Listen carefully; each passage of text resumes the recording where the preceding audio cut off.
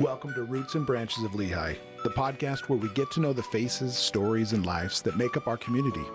I'm Ryan Harding, and I started this podcast as a way for us all to connect with the people we live alongside. Growing up in a small town, I learned that connections go beyond blood. They're built through shared experiences, friendships, and the moments we celebrate together. Each week, we'll sit down with someone new from Lehi to share their unique story, their passions, and what they love most about living here. So whether you've been here for years or just arrived, join us as we deepen our roots and reach out to our branches one story at a time.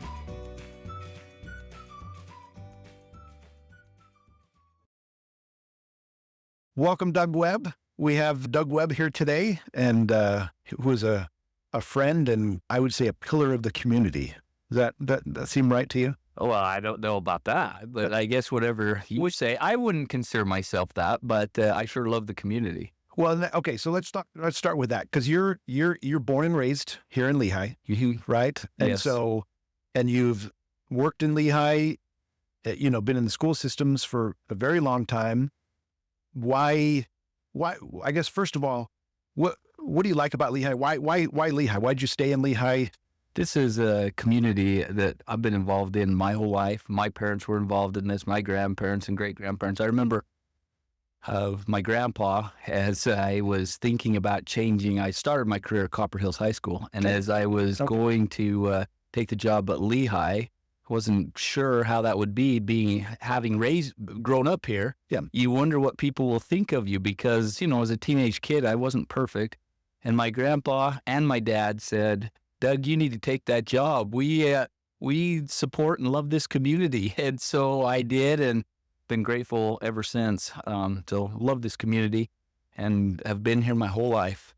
And you started off as a teacher then? I did. When did you get your first job here back in Lehi then? I started back here at Lehi in 1997. Okay. So that was my first year teaching here at Lehi. And what grade did you teach? What did you teach? So I was an agriculture teacher. Okay. I taught the shop, and I taught science at Lehi. My first job was at Copper Hills High School, and I taught a lot of subjects. I had 7 different subjects I taught. Wow. I taught a chemistry, a physics, an AP environmental science, a biology, an animal science, a natural resource, and I had 7 different subjects. Wow. That's a lot. Yeah. That kept you busy. Yeah. And Lehi was awesome, and I came, and I won't say that I was the best shop teacher, but I loved shop. I loved the kids. It was awesome. I loved it. Good. And so how long were you a teacher for? I taught for 10 years. Okay. I actually did an internship at Box Elder High School. Okay. And so I taught for 2 years at Copper Hills, and I taught at Lehi for 8. Okay. And then moved into administration after that? Yes, I went from teaching at Lehi to being an assistant principal at Lehi for 7 years after I taught for 8. Okay. And then I went to Oak Canyon Junior High for 5 years. Okay. And then I came back as the principal of Lehi High School. Tell me the difference between teaching and administrative stuff. Yeah, that's a good question. I love teaching, loved teaching. I think the thing I loved about teaching is that you get to see the students on a one-to-one every other day on an AB schedule. Sure. Administration is awesome. You get to work with the kids. You get to see more students. You get to work with the teachers. But you don't necessarily see them as frequently as you do as a teacher. And so it's just different. The grass isn't greener. It's just a different flavor. Sure. And teaching is great, and administration was great. Okay. And do you... obviously, what made you want to be in administration? Was it just like kind of a natural progression of, kind of changing and stuff like that? Or I guess...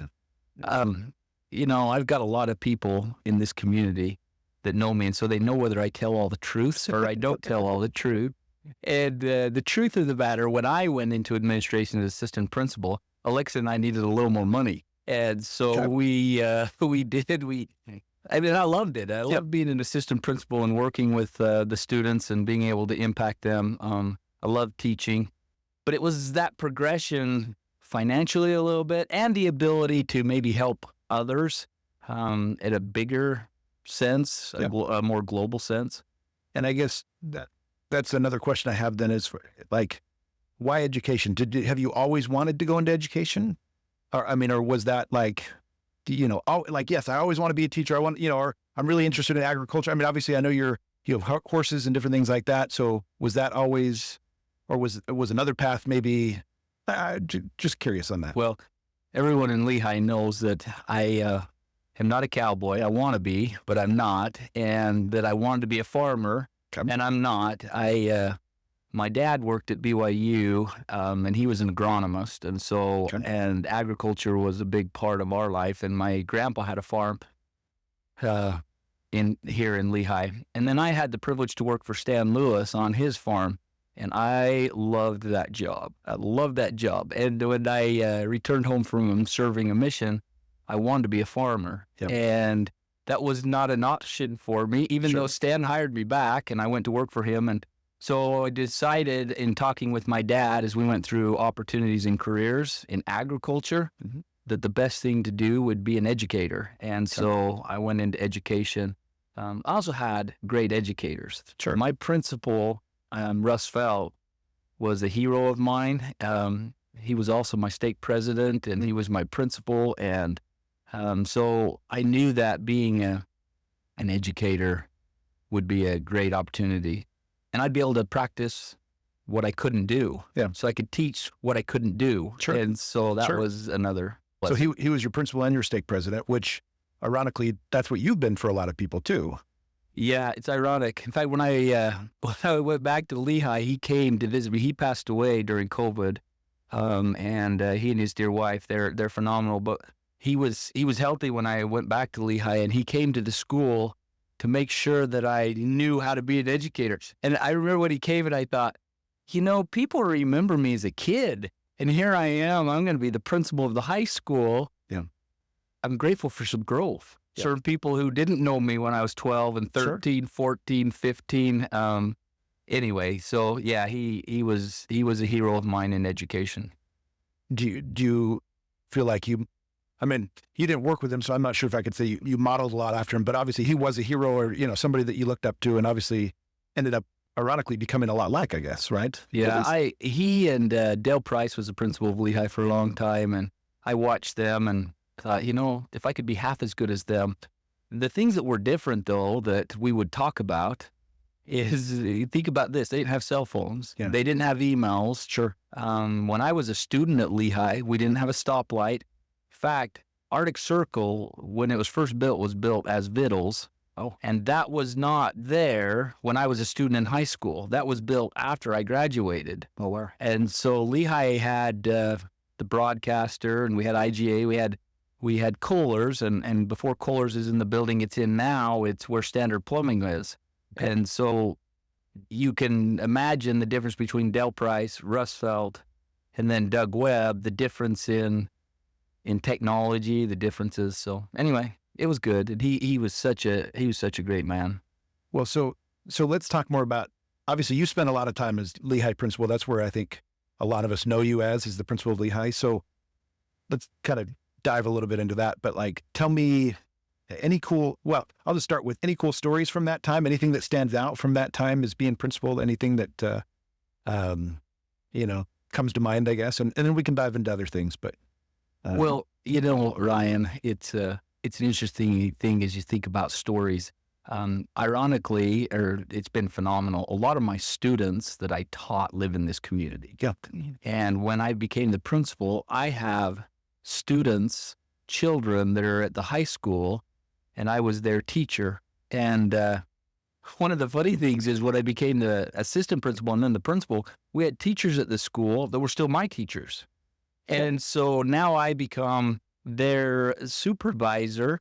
And their, I guess the fun stories is just the full circles. I think about what I was like as a kid, what I was like as a teacher, and then what I was like as an administrator, and how people kind of watch you. But some of the funny things, one of the funniest things that happened to me, and I even talked about it in graduation, is the students came to us one time and wanted to do everything but a backpack day.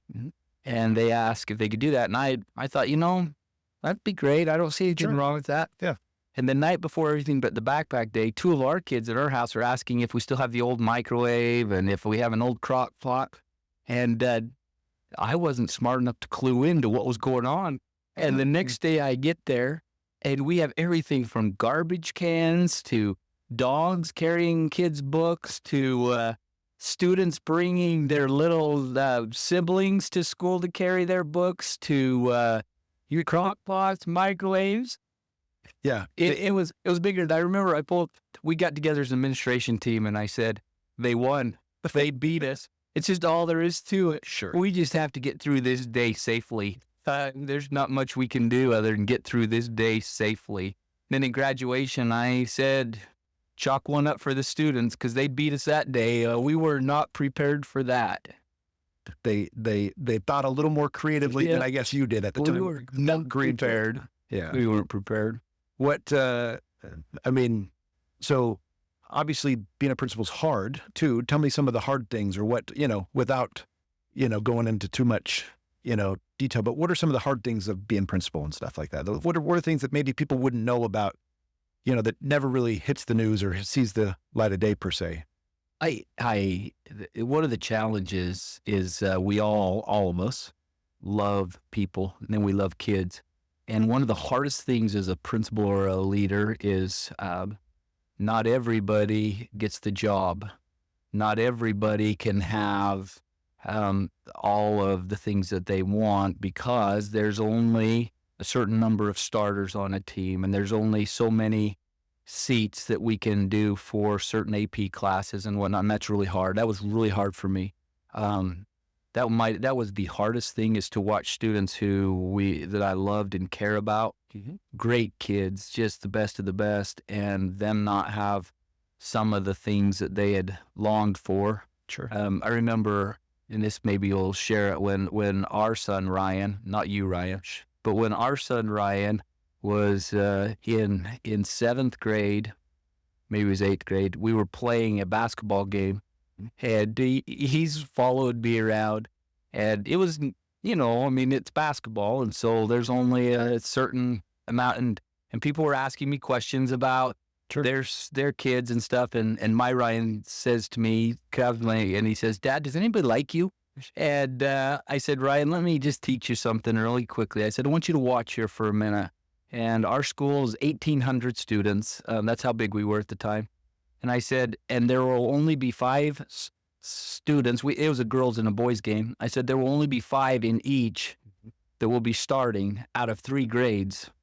And that's hard because as a principal, all the kids are awesome and equal. Sure. They just are. And yet it's not like the activities, the athletics will allow us to say, well, today we're going to start 25 kids or today we're going to start whatever. It's really hard to watch a student take an ACT test or an AP test and not get the score they need or want. Those are hard things. Those are hard.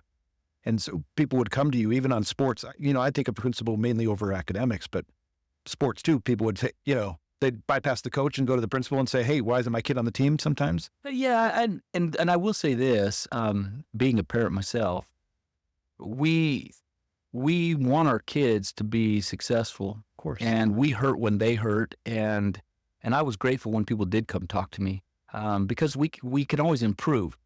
I can improve and I can get better. And if no one ever talks to us and shares some of the things that are going on, sometimes we have blind spots and we don't know some of the things that we ought to improve on. And so people were good and they would come and we would visit and they really were good. What made it hard is I couldn't always fix the problem. I couldn't always solve the issue. Sure. Because there's only so many spots. Yeah. Or and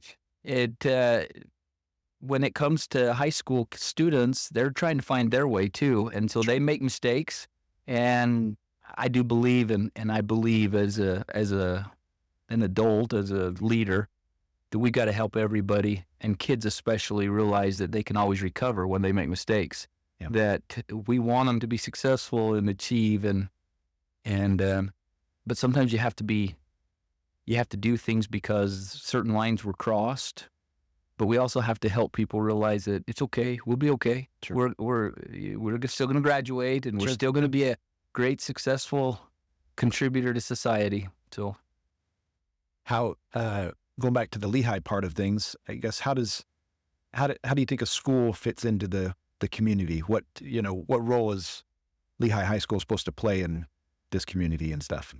well, you didn't ask this, and I don't know if you're going to. Go ahead. But I've been around a long time. Yes. And so when you think about Lehi High School, from the time I taught, Lehi High School went all the way up into Traverse Mountain and Highland and all the way out to Fairfield, and there was one high school. And now we have Sky Ridge and Lehi, and in the boundaries that were once Lehi, we have Westlake and Cedar Valley. And I only share that because as things change and growth comes, that's a good thing. But with changes, we have 2 high schools in Lehi that are both hubs, community centers, where we're going and supporting students in performances. And I mean, especially like right now, Christmas time. Yeah. As a community, we want to be to listen to music, and we go to plays, and we go to athletic events, and it's kind of the hub, the heartbeat of the community. Sure.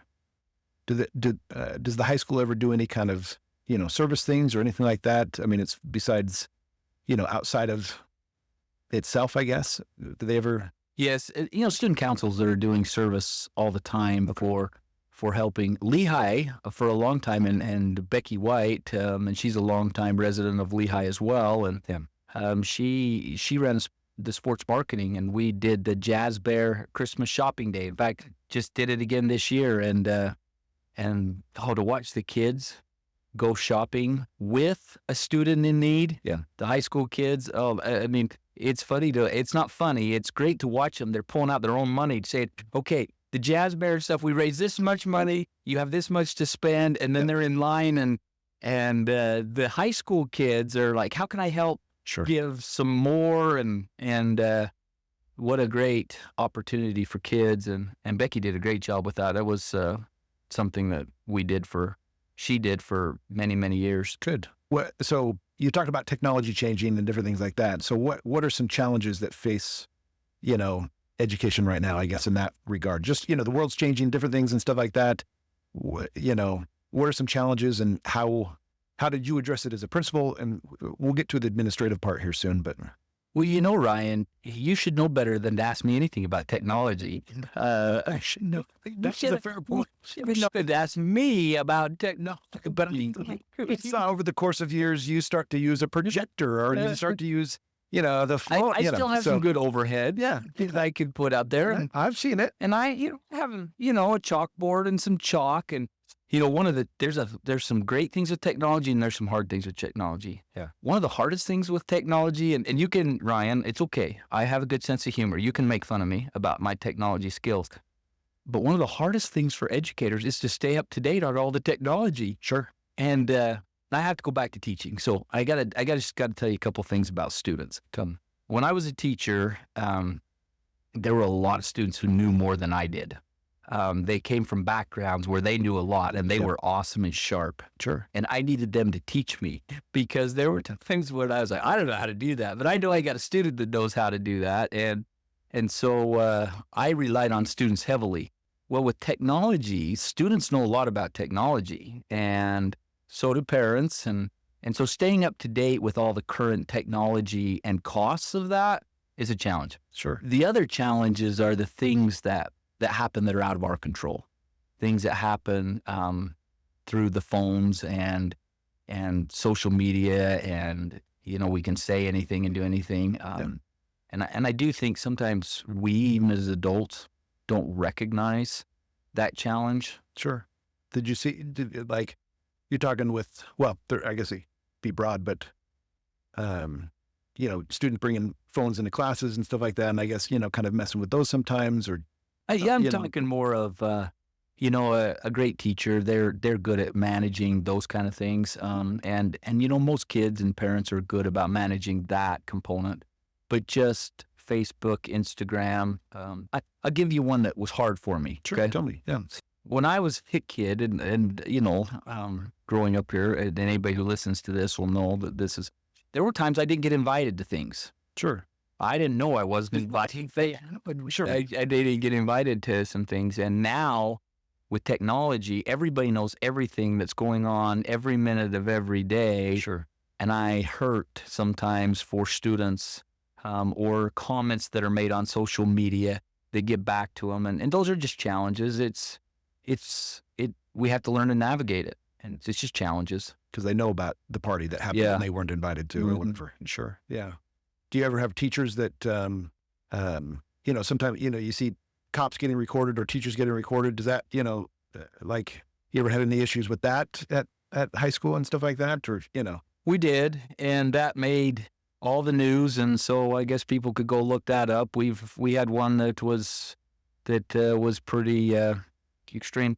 I will say that one of the hard parts with technology is we all make mistakes. Sure. And we're all trying. Yeah.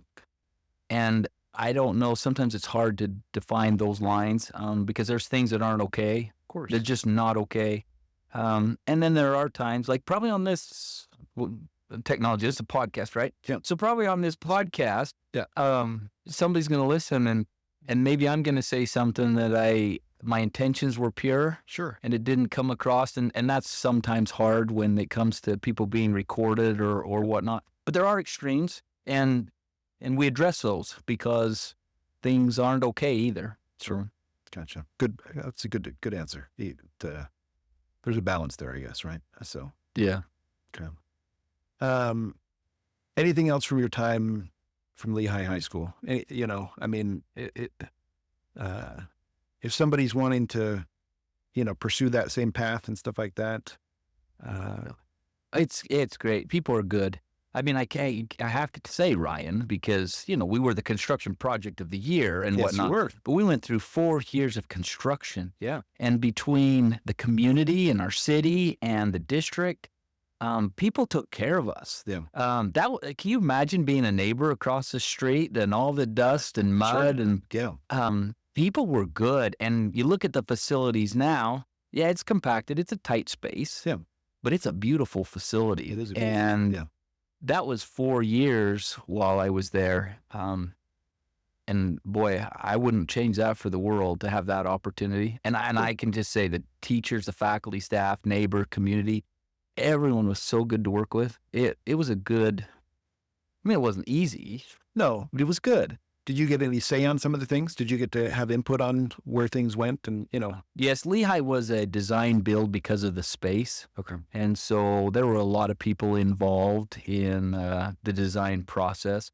Teachers had a lot of say just because it was a design build, meaning here's our space. What are we going to put in this space? What are we going to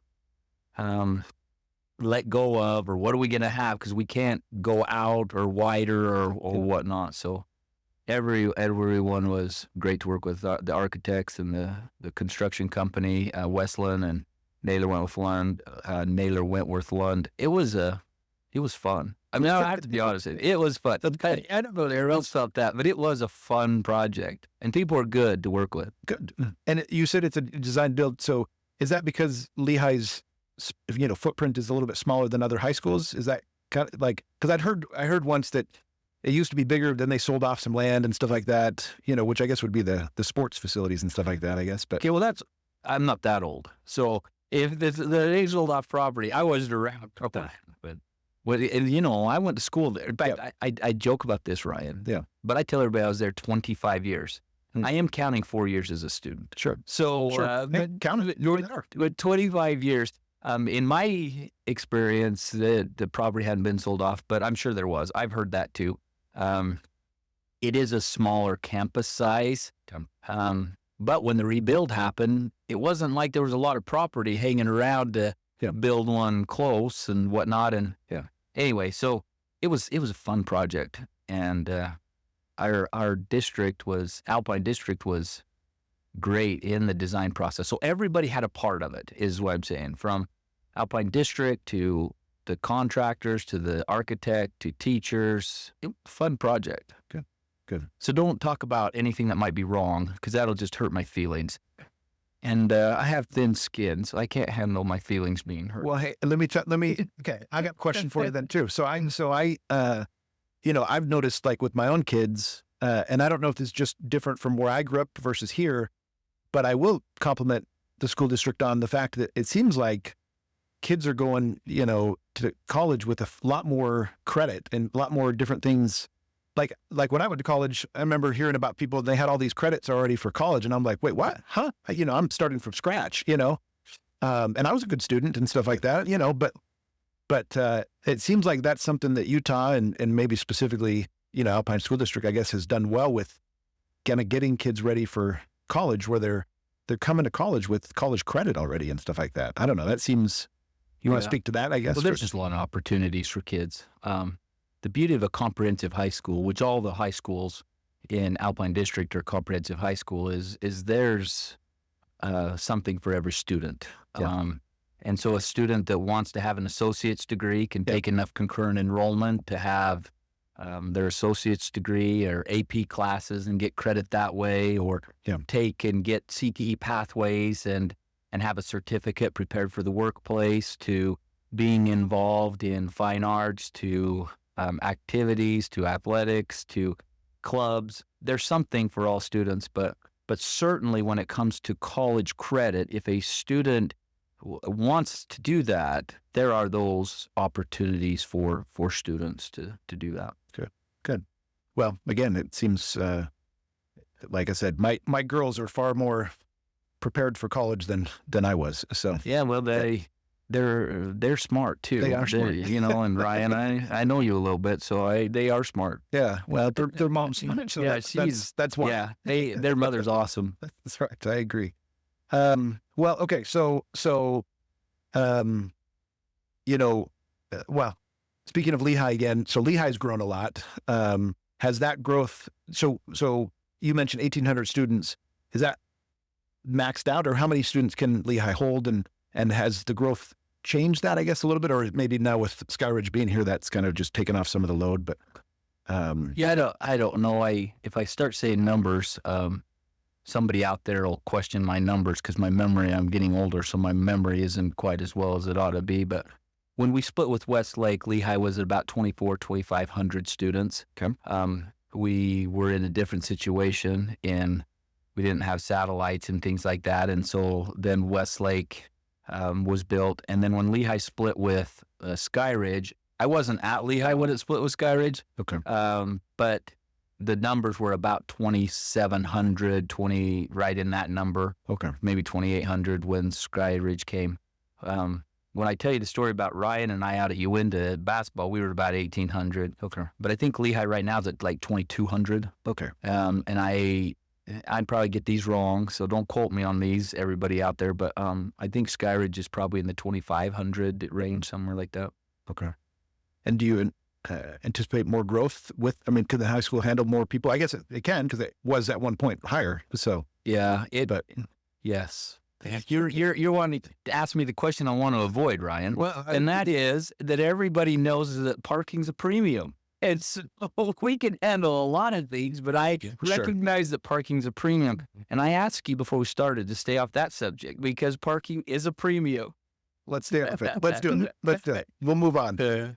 Well, okay. So talk to me, and you tell me how much you can talk to, because I know this is ongoing, but obviously the city, the district recently voted to split the district, right? With Alpine School District and stuff like that. So obviously that's going to present a lot of challenges and a lot of things that the district's going to have to do. Do you want to, what things do you anticipate? You want to speak to that for a second, I guess, Well, that's a broad question. I don't want to pigeonhole you to one thing. No,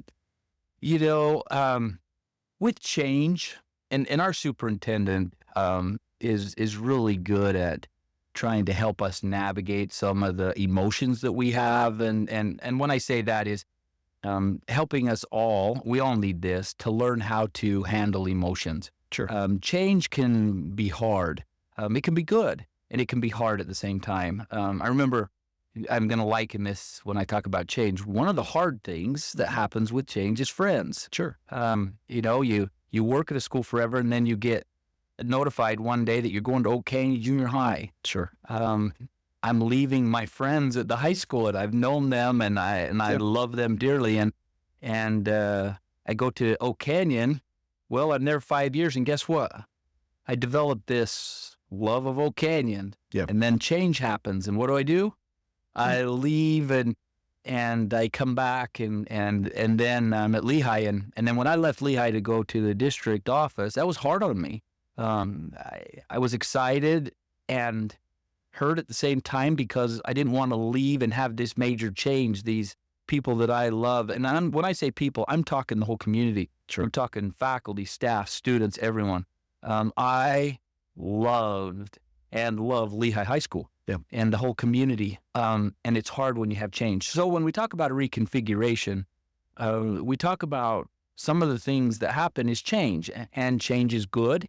And change can be hard as well. And I think that's where we're at as far as moving forward is we've got to figure out how to make sure that we remain focused on what matters, and that's the students, that they can get their college degrees and that they can participate in activities and that we take care of the students.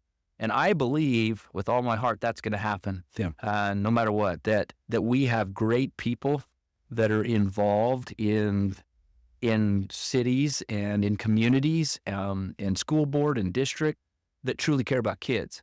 And so I am not worried about the ability to take care of students. And that's what it's all about, is taking care of our kids and helping them be successful. So what challenges do you see, what are some of the big challenges that you see coming with this split? I mean, as far as just not necessarily things you can't, overcome, but what are some of the, like, okay, hey, yeah, that's going to be a big one to tackle, kind of thing. I'm not in the nuts and bolts of all of that, but this is just perceptions of what I can see being challenges is assets and how to divvy up some things and setting up structures and if people, when I say this with love and sincerity, we have to get to where we can handle our emotions so that we're in a good place as we set up things and recognize that it's going to be okay and we're going to make this happen and everybody's going to be taken care of and we've got to be in a place to handle each other with care and concern. Well, and this will take place over the next couple of years, I guess, right? Yeah, the actual 3 new districts start in the fall of 2027. So that's when they begin. And Ryan, I just have to say that, it's good and hard and all the things. I've been in Lehi a long time and I've watched the growth and the growth is good. People are good. Yeah. We're not always the same as we were 30 years ago when I was here. One of the things that I'm trying to just is that when I was at Lehi, there was a time when everything around here was all of us. And sometimes, those changes are things we have to wrestle with and things change. My kids have all grown up and they're moved out of the house. Yeah. So we've had change at our house and change happens. Yeah. Which, ultimately, I've always said I'd rather have the problems that come with growth than stagnation, with things not growing, right? We want things to, but there are challenges, right? So, well, okay. So I'll switch gears again here. By nature of your jobs, both, secularly and religiously, you've been a leader. Speak to leadership for a second. What have you learned from being a leader, I guess, just in general, as far as, because again, it's a job, but that job leads other people, right? So that's why I say, talk to me about that. Well, Ryan, and everybody knows this, the best thing I've learned about leadership is all the mistakes I've made. You want to put your life on the spotlight and see all the mistakes you could make. That's where it is. I would say that, and this comes from my mom. She everybody that ever met my mom loved her. She could talk to anyone about anything, and she just loved everyone.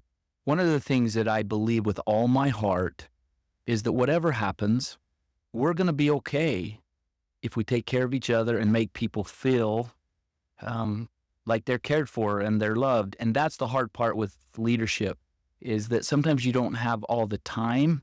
You're running as fast as you can to get something done or whatnot, and you've got all these budgets, or you've got speaking assignments or speaking events or this to get done. And the hardest part I find with leadership is the ability to slow down and take care of people, and to really be able to have those connections. Because sometimes as a leader, your mind is so full of things that it's hard to slow down and take care of people the way you should. So because, you know, you could argue, hey, as a leader, I'm taking care of people. I'm doing the administrative stuff, but you're saying, hey, kind of, you know, the one-on-one aspect sometimes is what you're talking about and stuff. Yes, Ryan. Yes. And yet the administrative stuff can't just stop. No, it's got to happen. No, it's got to keep, exactly. But that's important, right? We do have to be ready for the things that have to move forward. But anyway, those are some things that I've seen. I've learned a lot from a lot of great leaders that I've watched. And I'll tell you, I've learned mostly from people that have been that I've watched, and I've thought, you know, the things that they go through, the things that they're working through, the challenges that students face, I need to be better. So I should learn to be better because of people that I've been around. What do you find, you know, so again, you've been involved in a lot of things. Do you have more, if your level of empathy, your level of love, increased from when you started day one versus, you know, day now? Well, yeah, well, I would say yes, but you'd have to ask people. You'd have to ask my former students that I taught that now are my leaders and are now the people that do things for me. You'd have to ask the teachers that I was involved in. I think that, but sometimes my perception of myself is not reality. It's true. Fair enough. That's what other people's perception is. Sure. What, as far as you mentioned mistakes and stuff like that, any mistakes that you could go back and you're like, okay, if I had to do it again, and maybe not even specifically, but things, you know, if you could go back and do it again, are there things that you'd like, okay, I would have done this differently, or would have done that differently on whatever leadership aspect, you know? I don't know, Ryan, if I have specific, but I will say this: late in my, and by the way, I'm not this great leader. I struggle it all the time. I struggle with, but there was a point I remember thinking, I was taking something on that I wasn't sure why I was or not. I was being pushed to take it on by people, and I remember thinking, okay, my name's attached to this. The buck stops here. Yeah, you're the one that... Am I taking this on because I think I should, or am I taking this on because everyone else thinks I should? And I remember having the thought of, that doesn't mean you don't take it on either, by the way. Sure. But I need to take a step back and say, where am I really? Yeah. Where is my belief system here? Because you can have people pushing you so hard that you, at the end, say, now, why did we do that? Yeah. Why did I go after someone when maybe I shouldn't have? Or, buildings, this is a squirrel moment kind of, but in the church, everybody wants to use the buildings. Yeah. And I remember getting pushed that I shouldn't let people use the gyms and whatnot. And I was brand new, and so I took it on. And then later I was like, why did I take that on? Was that the thing that why is that the thing that I took on? And so, you know, you learn. Is that, I mean, that's just on that note, I guess, maybe, is that sometimes, because government sometimes wants to fix everything, but sometimes it's best to, I guess, stay away too, like let people, I guess, govern and do it themselves, or I don't know. Well, you know, with my technology, I still use a Franklin planner. Do you? Yeah, and I have to give a shout out to Lehi High School. They bought it for me to say, you know, here you go. We know you're never going to change. Yeah. But in the Franklin planner, they have quotes every day. And one of the quotes that this was years and years and years ago was, the art of being wise is the art of what to overlook. And I know people say it's the art of what hill to die on, what hill not to die on. But I in my mind, I think okay, as I lead, what am I going to overlook? Because there's always something wrong. Of course. Even in our homes with our, there's always something wrong. There's always something. Yeah. And so I always think about that. The art of being wise is the art of what to overlook. Sure. I like that. Anything else, any advice you'd give to young leaders, young students, as far as, wanting to, pursue education? Obviously, the benefit of educators is you are shaping young minds, right? Yeah. Any advice you would give to, and again, that's pretty broad. I think in my career, the things I valued as I've gone into education in my own community is that people were willing to let me recover and overlook some of my weaknesses. There are people that in this community that know all my faults and weaknesses, and I appreciate that. So I would tell young people to realize that even when you make a mistake, you're going to be okay. Let's not get too discouraged. Let's keep plugging along. And then I would also share that if you're going to go into education, to have fun and not take yourself too serious. Let the students teach you, because they are pretty smart and they know a lot. And just don't take ourselves too serious, to enjoy the opportunity to work with people. I like that. Good. As far as Lehi, I'll step back and, where do you see Lehi in 20 years? What do you see for the future of Lehi? I'm not on the planning and zoning committee. They would see it. They would see it better than I see it, because I don't know how much property there still is to build. I do think, and I would say for our whole county, to be honest with you. Yeah.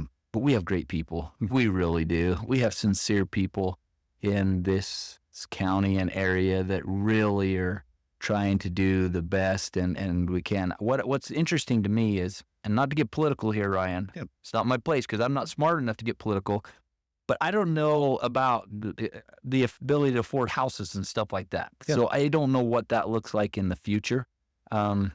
But I have a lot of hope in all of it, because we have such a great community, and we have great people that are sincerely trying to do the best they can. And so it'll just be interesting as we continue to go forward in this great city.